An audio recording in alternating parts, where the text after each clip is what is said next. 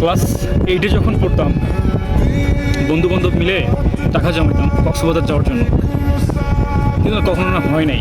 অনেক সময় চিন্তা করতাম যে কক্সবাজার যাবো, বান্দরবন যাবো, বন্ধু বান্ধব যে কটা বন্ধু আছে সবাই মিলে 100 টাকা করে দিয়ে, বছরে তো একটা অ্যামাউন্ট হয়, সবাই মিলে তো যাওয়া যাবে, কিন্তু না কখনো না হয় নাই। যদিও মানে কিস্তি করে টাকা উঠাইছি, পরে দেখা যাচ্ছে যে টাকা খেয়ে ফেলছিলাম। সেরকম করে কখনো হয় নাই। হুট করে কখন বয়সটা বেড়ে গেল, তারপর সবাই সবার জায়গায়, কেউ আর একসঙ্গে নাই, কেউ আর এখন ওই বড় জোর আমাদের সঙ্গে কথা হয় ওই মেসেজে আর ভিডিও কলে। এখন সামনে ওই সবাই গোসল করতেছে,